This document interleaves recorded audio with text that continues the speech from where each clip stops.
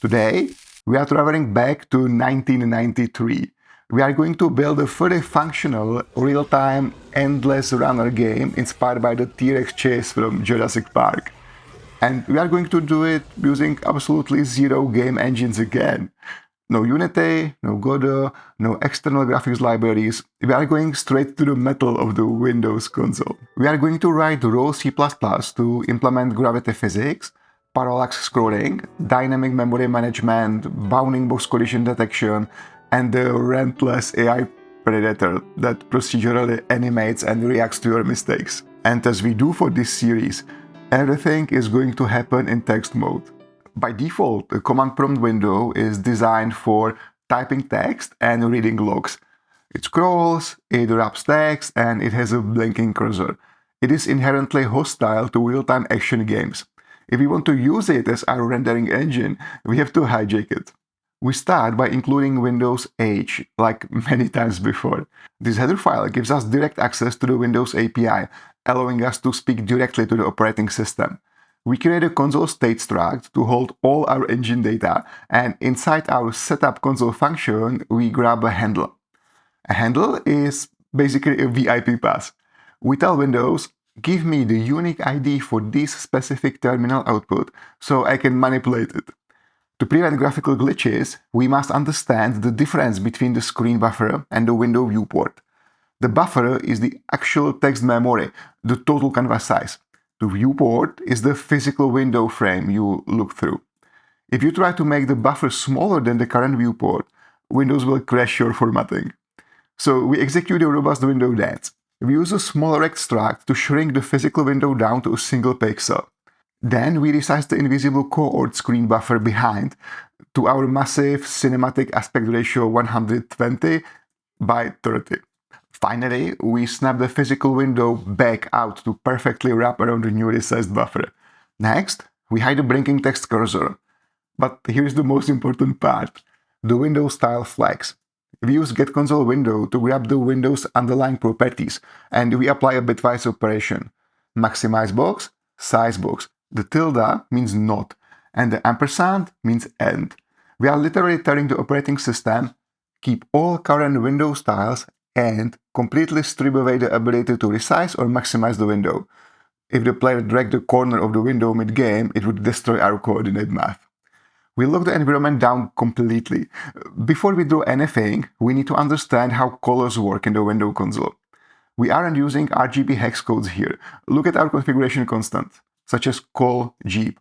Foreground red, foreground green, foreground blue, foreground intensity. We are using the bitwise OR operator to mix light channels. The console gives us pure red, pure green, and pure blue bits. If we want white for our Jeep, we combine red, green, and blue together.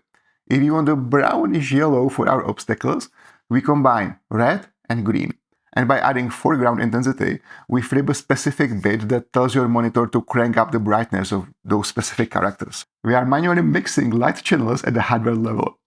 If you try to draw a game directly to the screen using STD Cout, it will be a disaster. The player will literally see the computer drawing the frame line by line. It causes a violent, unplayable flickering. To fix this, we build a double buffer. Imagine a theater with a heavy curtain. While the audience stares at the closed curtain, the stagehands frenetically set up the props for the next scene. When they are finished, the curtain instantly raises. In our code, our closed curtain is this line. This is a massive hidden memory array. Notice we aren't using the old kind of dangerous C-style new and delete keywords. We are using unique pointer, a modern C++ smart pointer. This guarantees that the exact millisecond the resource is not needed, this block of memory is automatically and safely destroyed. Zero memory leaks.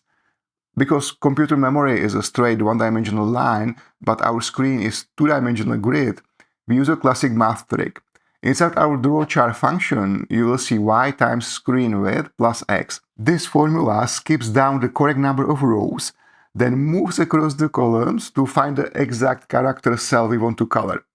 When the frame is completely drawn in memory, we call write console output to blast all 3600 characters to the monitor in a single millisecond. Look at the main function. We don't just have one loop, we have nested loops. The outer loop is while, which handles the macro state of our application. Inside this loop, we initialize the player, the score, and the obstacle arrays.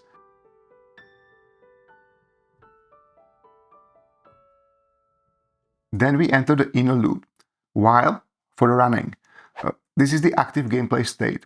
If the player is eaten, running becomes false, breaking the inner loop, but it doesn't close the program. Instead, it drops down to our game over screen logic, waits for the player to press space, and then the outer while loop restarts, automatically resetting all game variables for a fresh run. This is the foundation of a robust state machine. Now, let's build a runner. How do we make the Jeep look like it's driving at 100 kilometers an hour? It's simple. We don't. Look at our player struct. The Jeep's exposition is hard-coded to 1/3 of screen width. The Jeep is completely stationary. To create the illusion of incredible speed, we move the entire universe backward. We achieve this using 3 distinct layers of parallax scrolling. For distant background, we spawn an STD vector of stars. Every frame, we subtract a tiny fraction of game speed from their x-coordinate. Because they move at 20% speed, our brain perceives them as being miles away in the night sky. For the ground, we draw a solid line of T characters for the grass. But underneath, we create a scrolling dirt texture using modular arithmetic. As our ground offset variable increases, this mathematical pattern shifts left, making the dirt rip past the screen.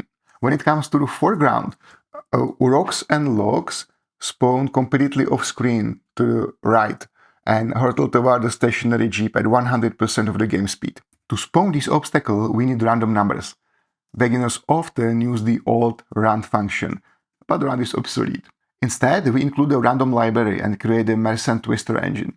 This uses environmental noise from an operating system to see the massive algorithm, ensuring true, high-quality unpredictability.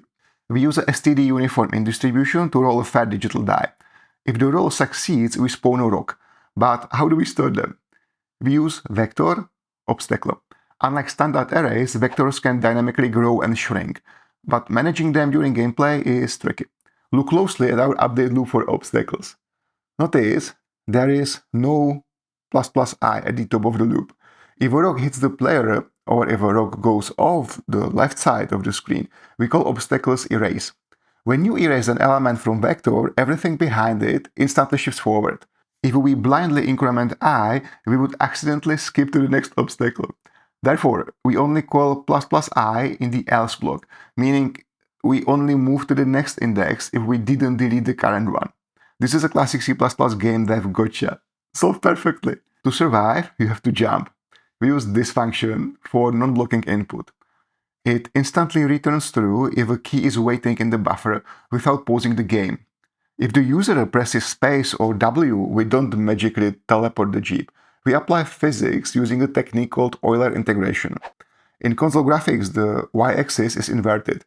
Coordinate 0 is the top, and the 30 is the bottom. To jump, we give the Jeep a negative jump force, like -0.13, which shoots its vertical velocity upward. Every single frame, we apply gravity. We add this gravity to the Jeep's velocity, and then we add that velocity to the Jeep's physical y position. This pulls up the Jeep back toward the Earth, creating a heavy, satisfying parabolic arc. When p.y hits our defined ground y, we snap the velocity back to 0 and set its grounded to true, allowing another jump.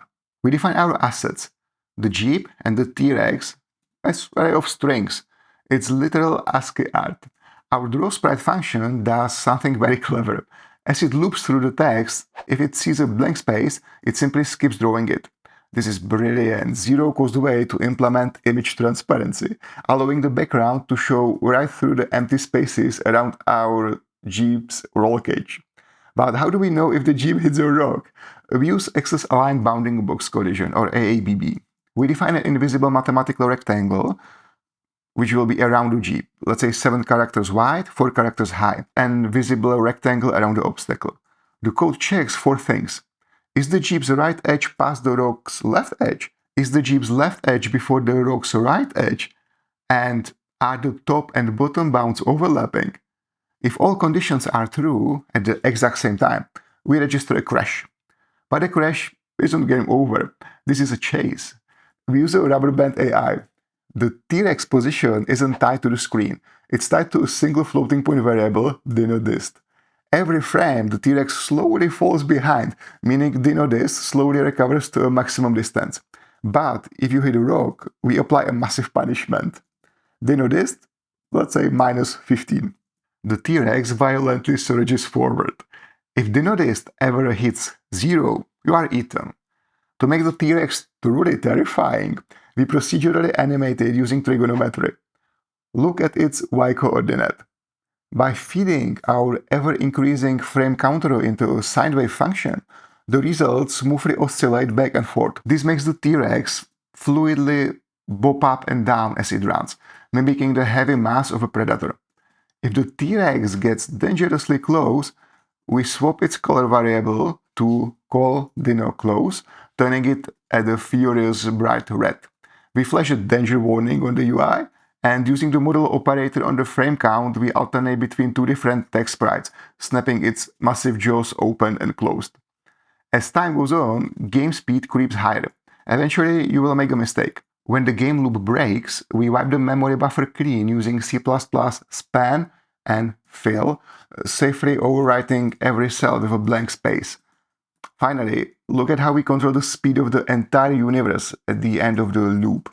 By including chrono and using the chrono literals namespace, we can write 1000 milliseconds directly into the code. This is incredibly readable and guarantees our game runs at the locked 30 frames per second, regardless how fast your CPU is. Without this lock, our gravity math would execute thousands of times a second, instantly ripping the Jeep through the floor. Step by step, we've built a physics-based, dynamically allocated, procedurally animated game from the ground up, utilizing modern C++ without relying on pre-built engines. Let me know in the comments if you would like to see your favorite movie turned into a programming exercise. And if you want to see, let's say, Tron, click on the video here. Until then, have a great time. Thanks for watching, and don't forget to hit the subscribe button if you want to see more in the future. Ciao!